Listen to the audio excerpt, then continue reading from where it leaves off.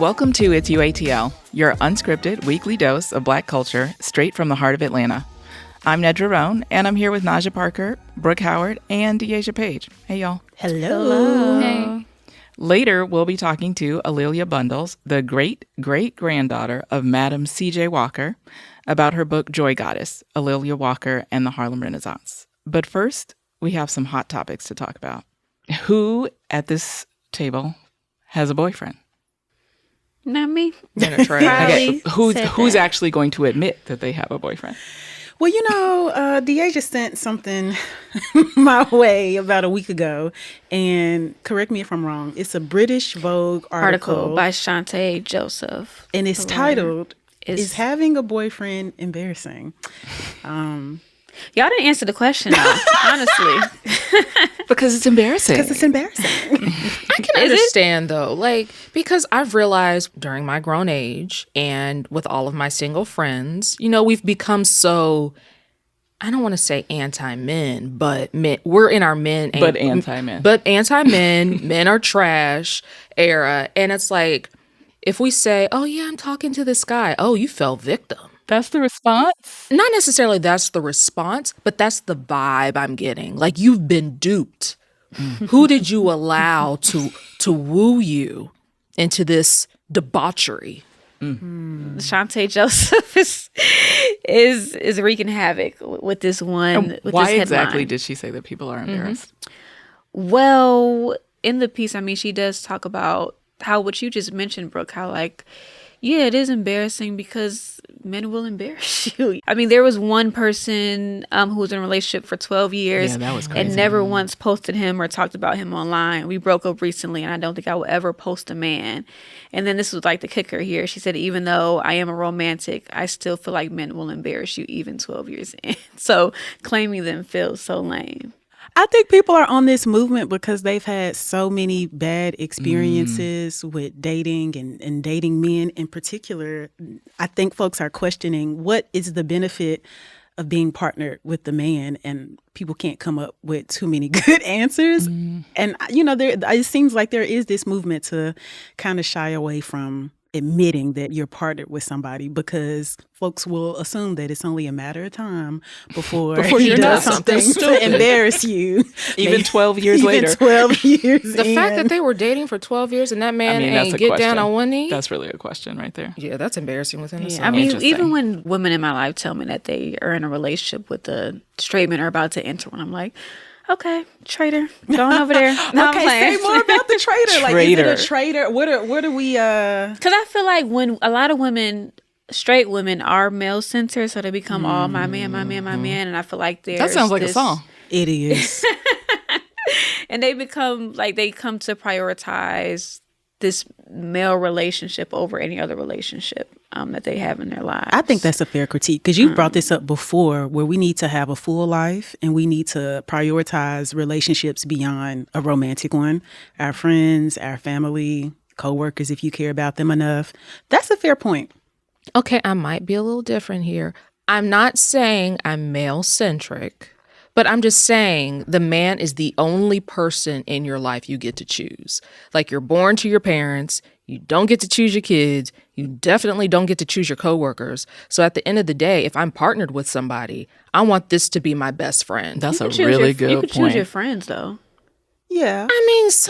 But sometimes you kind of get stuck but you're not laying in bed with them. Well, that's what, you're not tying your life to your friend necessarily.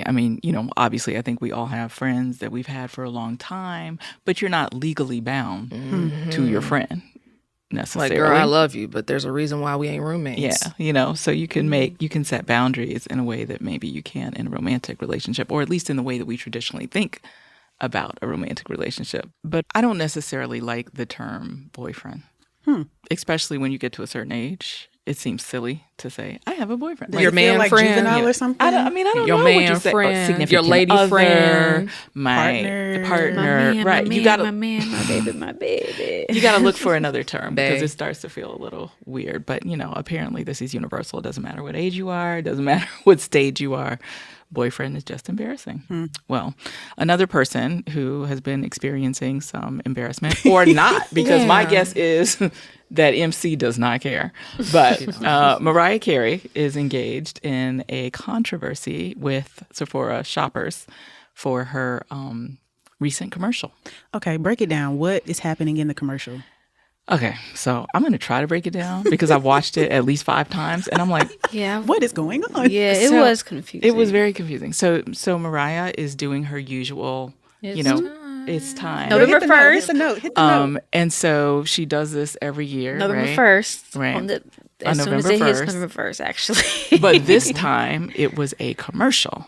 And in the Yeah. past, I guess that has not been the case. It was a commercial for Sephora, and she was interacting with an elf, and she was being disparaging to the elf who was going on strike and saying that everybody else was going on strike. And, you know, people felt like for the times that this was kind of tone deaf, and they said, we're going to boycott Sephora. How y'all feel about that? Now, let me say, as a Mariah Carey fan, not stan, it was definitely tone deaf. Like in the years past when she's done this, it's just like, oh, hey, get in the Christmas spirit. It's about this feeling, being around people. It's the love. And now you have this commercial that's like, oh, you can't cancel Christmas. I'm still going shopping. Like, yo, people aren't able to buy groceries right now. We don't have health care. Like the government is falling down. It's crumbling. So yeah, it's definitely ill-placed. I agree. I mean, when I saw that it was a commercial, like even before watching the Just commercial, it being a commercial. I was like, it just sucked the fun out of it. Because I'm like, usually she just posted on her social media and it's like, okay, yeah, it's Mariah time, like Christmas time, let's go. Like, okay. Then when I saw the commercial, like, oh, this is really bad. So, I mean, girl, the government is shut down. People don't have money. I mean, it's different for her, right? Like, because I mean, she has like she Well, can yeah. do Christmas how she wants to Yeah. do it, but like the fact that she dismissed the elf, it's very let them eat cake type of moment. Yeah. Mariah, don't do this next year. That's all I have to say. Yeah, I really like what you said, Deasia, about adding the ad or the capitalist moment really does suck the fun out of the Christmas joy, because I think Mariah is popular enough on her own. The song is popular enough on its own. It doesn't need any additional revenue or makeup brands tied to it. That's what we loved about November 1st. It's time. You see how bad that was? And now it makes me wonder, next year, are you adding Ulta to the list of this? Or is Matt going to be a part of it? Is Fenty Beauty joining this? That's no fun. Like how much money do you need? Because I know you're making a lot of money during this. I Right. mean, Just from Mariah, that song. you're making a lot of money Because during this season. the holiday season already is a money grab. Yeah. And every commercial out right now is about Christmas right now. So we get enough of that holiday marketing before November 1st really even starts. I don't think we need another ad. Well, all right, y'all. Well, let's get into our main segment. Today, our guest is A'Lelia Bundles. She's a journalist, a news producer, and an author who is best known for her 2001 biography of her great-great-grandmother, Madam C.J. Walker. We all know who she is. Yes, right? we do. Yes, we do. This past June, she published her new book, Joy Goddess, detailing the life of her great-grandmother, daughter of Madam C.J. Walker, and her namesake, A'Lelia Walker. The book explores A'Lelia's grand parties and her renowned salon, The Dark Tower. When I say salon, I'm not talking about a hair salon. I'm talking about a space used to create community. It could be for partying, gossiping, or it could be a place for intellectual exchange and ideas on everything from art to politics. Modern versions of this have popped up all over Atlanta, but the salon heyday was really in the 1920s. Welcome, A'Lelia. Thank you for Delighted being to here. be with you. One of the things that I love that you told me was about how you learned about your ancestry and began exploring it. Can you share that story with us?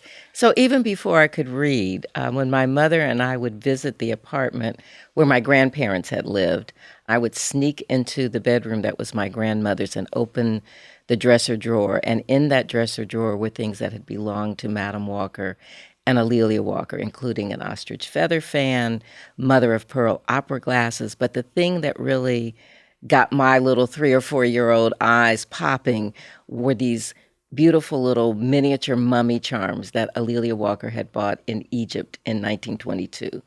So I was fascinated by that.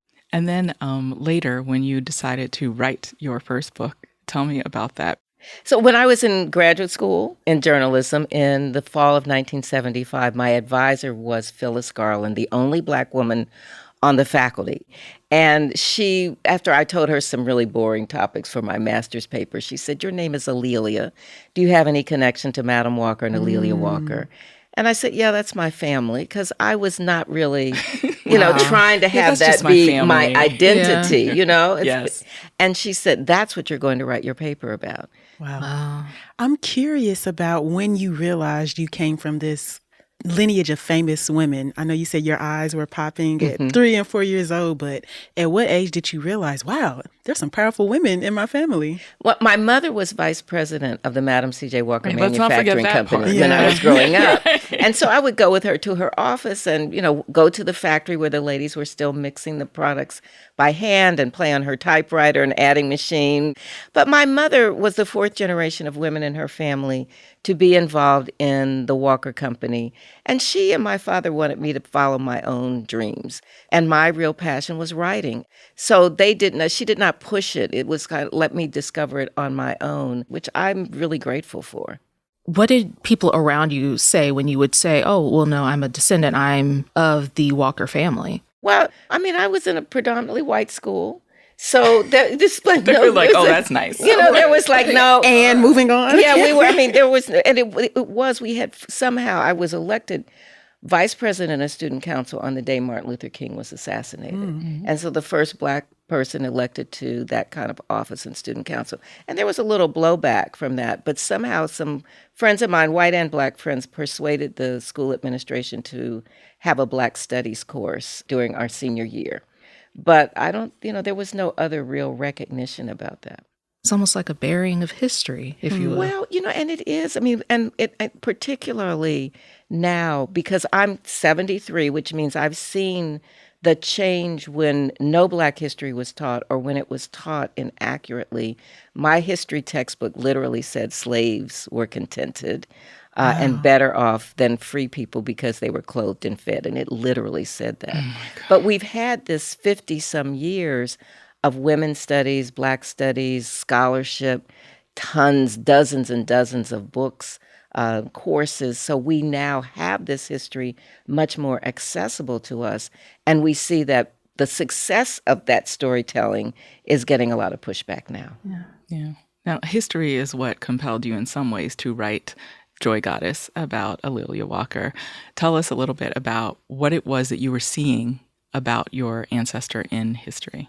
Well, when I was writing On Her Own Ground about Madam C.J. Walker, I tried to develop the relationship between mother and daughter. And I thought I was writing a double biography, but about halfway through, I realized Alelia Walker needed her own story. I had to bust a lot of myths about Madam Walker when I was writing On tell Her me Own those. Ground. What were those? Well, so many people grow up thinking Madam Walker invented the hot comb. She did not invent the hot comb. So, that was like myth number one. But I also wanted to show that, yes, she founded a hair care company. But for me, the most important thing was not that she became a millionaire, but that she provided jobs for thousands of Black women who otherwise would have been maids and sharecroppers and laundresses. And that helped them create generational wealth. That she was involved in political activism, that she was a supporter of the anti-lynching movements. And then Alelia Walker has been caricatured. People, I love the Harlem Renaissance. Lots of people, Yes, the Harlem it's my Renaissance favorite is era. so romantic. But people who'd written about the Harlem Renaissance for many years just basically sort of wrote her off as a dilettante. And one really well-known and respected historian whose work I revere said she spent the 20s playing bridge. That was, so it was meant to be a put down. Yeah. Bridge is hard. I've never learned how to play. But she also loved to play poker. But I thought, I know there's more to her life. And I'm fortunate that I have lots and lots of letters. And that two of her best friends were society columnists for the Black newspapers. So they wrote about her every week. Right. I love that because I feel like we don't often think about the role that Black newspapers played in preserving history until we look now and think, well, where is that history going to lie? Where is it? And I feel like it's in books like, the one that you're writing. It's possibly in some museums, but it's not really an everyday sort of chronicling of Black culture and Black life. Can you tell us a little more about Alelia's relationship with Madam C.J. and what you discovered in your many documents? I'm so jealous that you actually have letters and correspondence. That's amazing. So Madam Walker was a single mother, a widow in her 20s trying to raise a child. And when she moved from Louisiana to St. Louis, she was working as a washerwoman, but she wanted her daughter's life to be better. And it was a very complicated relationship. They had a lot of hardship. And ultimately, when they began to make money, when Madam Walker began to be successful, she was doing it to make her daughter's life better. But as the founder of a company, she had particular ideas about how she wanted things run. And though her daughter was her protege, and while she had some great ideas, they often had conflicts over the direction of the business and how Alelia Walker was running the New York office. And then ultimately they had conflicts over the men in Alelia Walker's life. So as one of their friends and secretaries told me years later, I said, what was their relationship like? And she said, fire and ice. And then she just I think she sort of looked up and she thought to herself, and then she said it again, fire and ice. They loved each other dearly, and they sometimes fought fiercely. But they were each other's biggest champions. And you can see that when Madam Walker is dying, and you can see that throughout the rest of Alelia Walker's life, that she still wanted to please her mother. Yeah. I noticed that you always call Madam C.J. Walker Madam Walker. Right. Well, so Sarah Breedlove, Madam Walker, died in 1919. And so while some young student, I interview young people and they say, did you know Madam Walker? And I'm like, I am old, but I am not that old. But everybody called her Madam. The secretary who was my neighbor when I was growing up called her Madam. Madam was who she was to everybody. I'm also super inspired by all the documentation that you have about your family. Yes. We did an episode earlier this year family reunion. about family reunions, and we've been charged to keep up with everything that our ancestors have left us. You had a conversation with Nedra earlier about how it's our responsibility to hold those items, and if we don't, shame on us. Shame on us, because we can complain about other people erasing our history, but we are the first bulwark against those things being erased. We have to be responsible. And I am really fortunate that I have these things. Being able to have 40,000 documents that are now digitized allow me to tell the story. What are some things that you are hoping that people will learn about Alelia from your book? I hope they'll see a really multidimensional woman, charismatic. As one of her friends said, she didn't just walk into a room, she swept into a room. Another person said that people were drawn to her like bees to flowers. And she was... That's so nice. Yeah, I mean, yeah. Can so, somebody describe me? exactly. And she was tall and... How tall was she? Well, I think she was about 5'9". That's what the passport says. Though sometimes she would be described as 6 feet tall. Right. But when she put on a little bit of a heel, and she always wore turbans. So she was like 6'2". Regal. Yes, very regal. My grandfather said she was royal with royal instincts. That was his description of her. So she was, I think, what I call the first celebrity Black heiress. Now, there were other Black heiresses. There were other Black families who had money and who they could, but they weren't sort of as out front and as flamboyant as she was. She traveled internationally. I want people to be able to see she was a woman of the world who had friends, who had international friends, that her parties were some intentionally interracial by the 1920s. And she also had a very welcoming space so that her queer and straight friends were equally welcome. And that was unusual at the time. So we want to hear your take. What's a piece of history you know that everybody gets wrong? Use your phone's voice recorder to send us a response on Instagram at It's UATL or email us at uatl@ajc.com. And don't forget to add your name, your age, and where you're from. All right, y'all, it's time to take a break.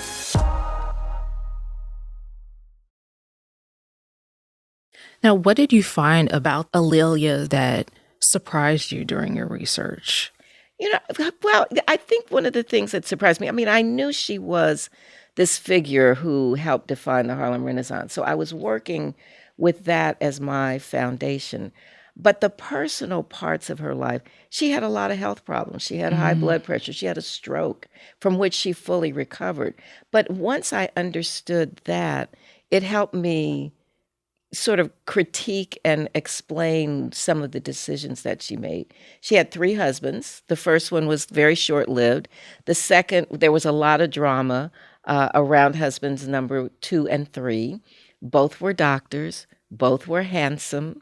And one was a bad boy and one was a good guy. Okay. So she kind of had a type. So yes, well, He so at least had to look good, right? yeah, exactly. Handsome doctors, all of that.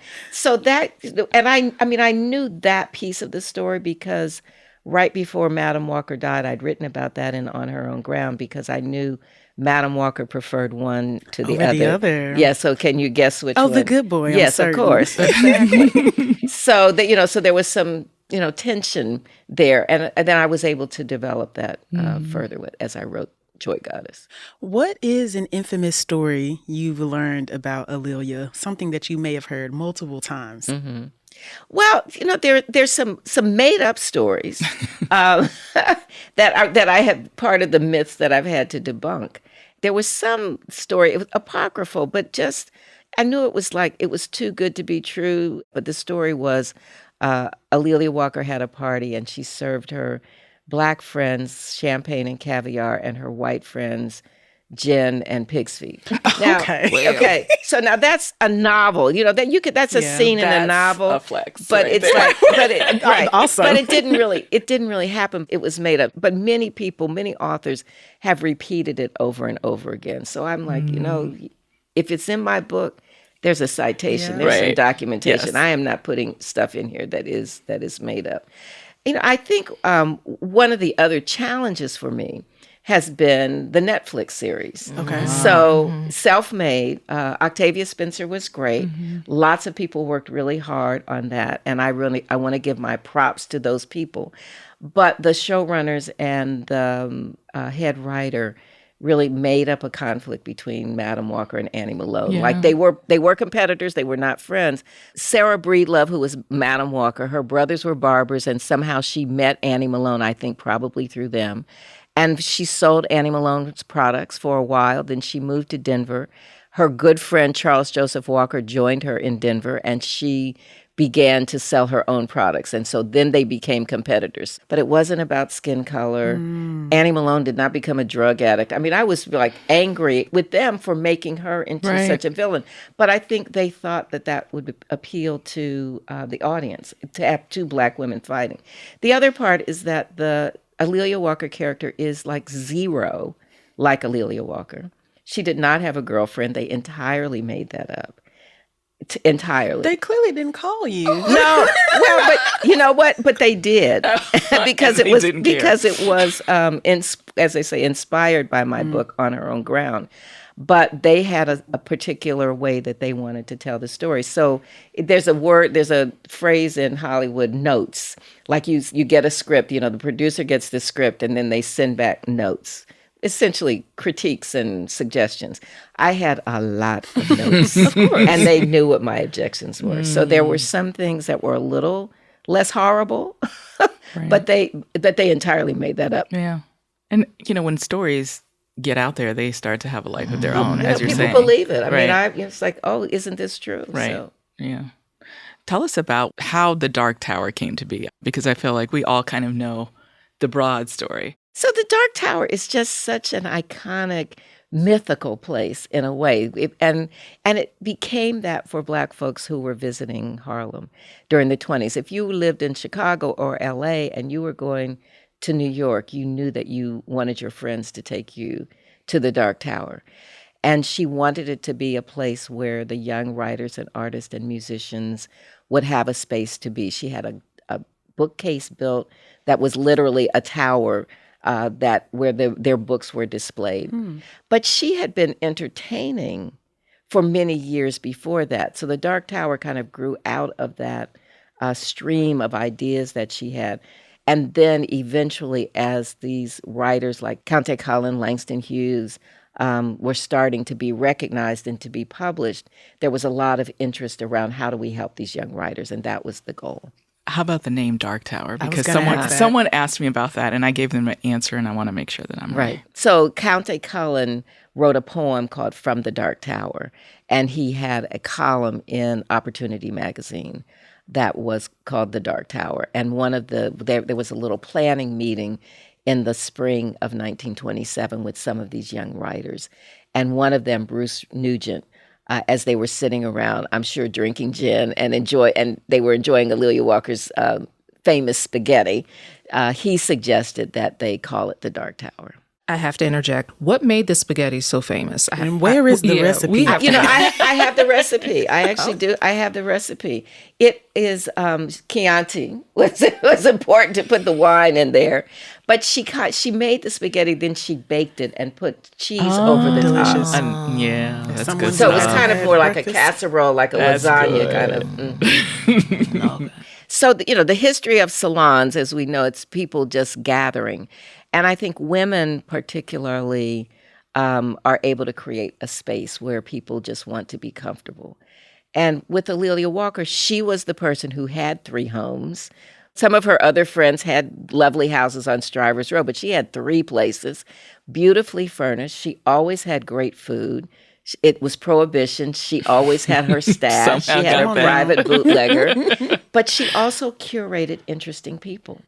So there would be a wide range of people. And after she had made this trip to Africa, Europe, and the Middle East in 1921 and 22, and this circle of friends had widened to become international, that meant that there were people who had heard about her because they'd read about her in the London papers. They wanted to come to her parties. And everybody knew her, whether she knew them. No, why were spaces like that so important at that time? Well, Harlem itself is also, it has a mystique, as we know. With the Great Migration, people are moving to the big cities. They're moving people from the Caribbean, people from the South are moving to the big cities. And it attracted some of these extremely talented people. The music scene was in New York, so the best musicians wanted to be there. The publishing industry was in New York, so the best writers wanted to be there. And it gave it a particular vibe, I think. And in that space, in Harlem, it was just really a few blocks. People would walk down the street and run into the people that they knew, but they wanted to be with each other, to create, to lift each other up. But there also was this other thing going on outside the community, and that was the racism of the time. It also, in some ways, is a response to the Woodrow Wilson administration, which segregated federal offices. It's a response to the Black soldiers being in France, defending the country, acquitting themselves well, but coming back to the Red Summer of 1919. It's a response to Tulsa 1921. So we are trying to fortify ourselves because we know we're talented, we know we are skilled, we know we have a lot to offer, we know that we love our friends, but we are doing this in order to both to feel good, but also to sort of keep at bay some of the other forces. It seems as though over hundreds of years, we've seen the popularity of cultural salons, intellectual salons, just sort of waxing and waning. What do you think has been sort of the cause of that shift, and why, in particular, in the 1920s did we see the decline in popularity? Well, the Depression. I mean, when the market crashed, that had a big impact. As Langston Hughes said, the Negro had few rungs to fall. I mean, everybody, Right. There was a big impact on everybody because there was not enough money going around. And yet, in that period of time, people were creating. We never stopped creating. We just weren't necessarily being funded. But now, in the last couple of years, we've seen that some of these artists who are a younger generation are at the Whitney, they're at the Met in New York, they're at the High Museum. So our work is continuing no matter what, even if something is not being funded, we're not going to stop creating. Mm-hmm. And so there are thousands of places where we're doing this now. Right. How would you ultimately like for A'Lelia's legacy to be remembered? in terms of the salons, her ability to bring multiple industries of artistic, creative people together, even her alleged bridge/poker playing. Yeah, well, a lot of people do a lot of thinking over poker and bid whist. There's a lot of friendship that is developed over those games, and sometimes just creating an environment for people to be comfortable is a gift. And I think women's work in some ways has been diminished. So there's a woman named Molly Moon who was a socialite in New York, who was the big fundraiser for the Urban League. And she would do these big galas every year. And she was kind of written off as just a socialite, but she was raising money for the civil rights movement. Mm-hmm. And I think in the same way, A'Lelia Walker was creating a space, and she was one of the few people who could create that space. But the number of conversations that happened that may have developed into other things, it's really important that there was someone who had the means and the generosity to do that, because she could have had the means and said, well, I'm only going to invite my 5 best friends, and nobody else could come. But she was open to having others come. This is why Langston Hughes called her the joy goddess of Harlem's 1920s in his memoir, The Big C. This just has me reflecting on my own friend group and who that person is in my friend group. And I have one. I have a friend. Her house is the go-to spot for conversation, food, dialogue. We're also gossiping. And it's just this welcoming space, not just for her best girlfriends, but for anybody, who's respectful. Yeah, right. That's right. You cannot come up in here. Right. You can't come up in here acting any kind of way, but it's happening on smaller scales as well, even without, these memberships and these other venue spaces. I see it popping up in these intimate places, and it makes me feel good. Well, and we need this now more than ever. I mean, one of the bonuses for me, as I have been traveling to promote Joy Goddess since it came out in June, is that I am visiting a lot of places, and I'm getting to talk to lots of people who are doing interesting things and who are creating spaces. So we're seeing places, I think, where we're coming together, being inspired by art, being inspired by writing, by music, but then we're strategizing. Mm-hmm. We are strategizing about how we're going to survive this period. What is it about this period particularly? What do you think A'Lelia would think of the social political climate? It's that she had seen it before. Seen it before, but in some ways, we are so much more targeted right now because of the success that really my generation benefited from, the success of the foot soldiers of the civil rights movement. So that when I graduated from college in 1974, those doors were opening up. Because women had sued the networks and magazines, I was able to be hired as one of the first producers, a group of us, as the first women and the first Black producers at NBC. And then I went to ABC.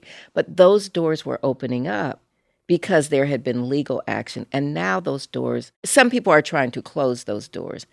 And I think some doors will be closed, but I think we have so much talent and we have developed so many skills and so much ability. We understand the levers now. And so I don't think those doors can be entirely shut, but we have had lots of phases in American history where there's progress and then there's retrenchment, progress, retrenchment. So, we just have to keep moving on. We have to keep pushing. Well, thank you so much for spending some time with us. We really appreciate it. We've learned so much from you. And again, are just so inspired by how you keep record of your family history. And we are once again charged and reminded to do the which same. Is also our history. Right. So thank you. Thank you very much. Pleasure. Thanks so much for listening to It's UATL. UATL is a source for Black culture and community in Atlanta. It's powered by the Atlanta Journal-Constitution and our supporters. If you're enjoying this podcast, join us as a UATL paid supporter at UATL.com. And if you like the episode, please follow us and leave us a rating and a review. It really helps. See you next week.